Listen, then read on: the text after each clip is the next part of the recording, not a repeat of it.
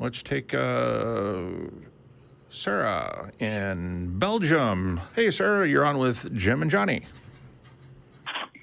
Hello. Can you hear me? Yeah, sure can. The reason why I called in is I grew up in a Jewish family all my life, and for the first time right now I'm living alone, and I'm questioning if what I learned is true, and I wanted to know if there is any proof specifically for Judaism, if you guys would know. Well, I think there's truth and evidence that the Israelites have been around for a while and that they have a history in the Middle East. The supernatural claims need evidence, and so far we haven't seen any evidence for any of those supernatural claims so far. So when you ask if it was all true, when you're talking about someone of Jewish descent, we kind of have to figure out exactly what you mean by is it all true. Is the history of the Israelites all true? Yes, there's some actual history there. Is it all represented accurately in the writings? Probably not as accurate as we would expect history to be, because history, I mean, as we know it today, is pretty modern, and we've got quite a few tools and processes that we do that have grown up over the last 1,000 years or so. So it is all true to a degree, but it's also myth and legend to a degree as well, depending on what kind of archaeology we find, whether support we have for the stories. So it depends on what part of your heritage you're talking about is true. Yeah, the Jewish people have traveled the world through various political forces have forced them out. Bigotry has forced them out. Terrible events in history have moved the Jewish people around this world, including to Belgium, including to the United States and other parts of the world. So we know that there are Jewish people. We know that they held certain beliefs. We know that people didn't like them for it. We know that they've maintained certain traditions. Those traditions have probably changed over time, but many of them remain remarkably similar to for a long period of time. It's one of the ways that they maintained their cultural identity when being forced to go from different places, both because of oppression or because of opportunity. Does that mean that what they believe is true? Well, we're atheists, and so we don't believe that stuff. Otherwise, we'd call ourselves Jews. Right? And some of the history, like the Exodus, both Israeli and Egyptian scholars have said that there were no Semites in those numbers in Egypt. So were there Semites in Egypt? Yes, there were. Were there some there as slave? Yes, there were. Did some of them escape? Yes, there were. Some that did escape. But was it the million that the Bible claims? And I'm assuming the Torah has got a number in there somewhat similar, since my understanding is it was directly copied. So, yeah, we have some of those claims.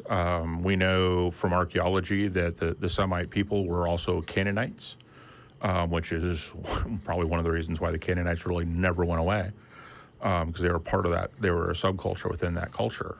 So those are the kinds of things that we can trace back in history, the things that we can look at and say, yeah, that was true. But there are parts of it that were not true, that were just stories to be told, and we go look for archaeological evidence and we can't find it.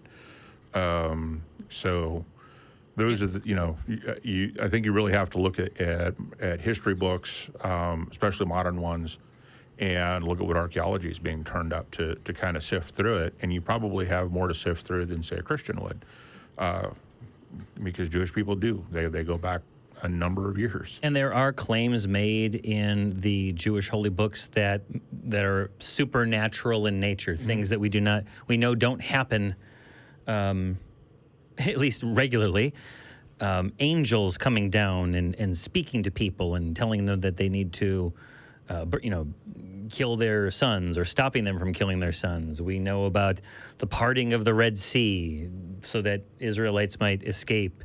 We know about plagues sent by an intelligent agent. These kind of things, if they existed, there's a whole lot of evidence not there for it. it's in stories, but we don't have anything we can.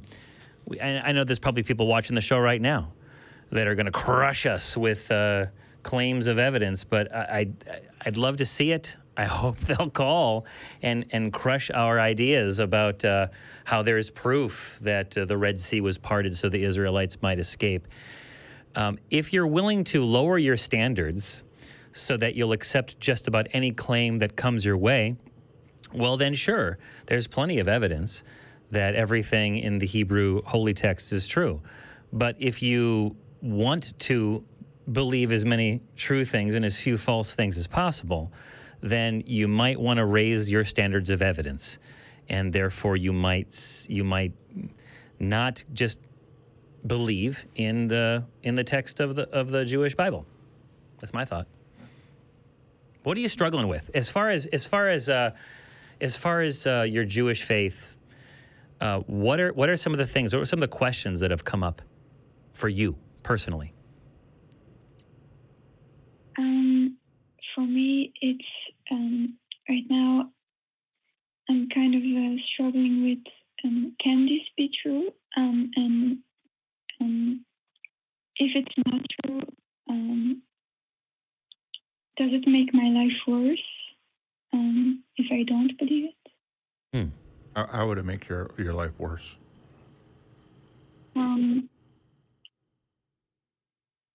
I guess it's giving me some kind of hope.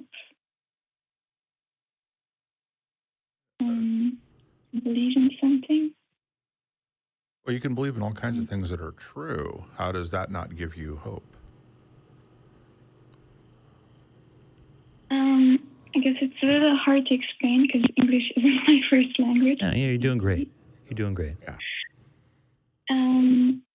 So it's not only a belief here in Belgium. When you grow up Jewish, you go to Jewish school. It's like your community. You don't really, until you're older, speak with a lot of other kind of people. So that's kind of all you know.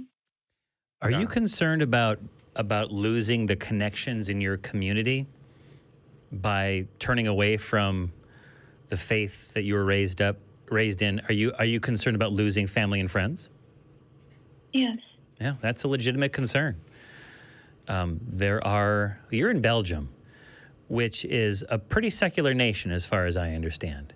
There are a lot of people who do not believe. A lot of times people who grow up in a religious community aren't aware that there are millions and millions of people who don't believe in magic and magical stuff.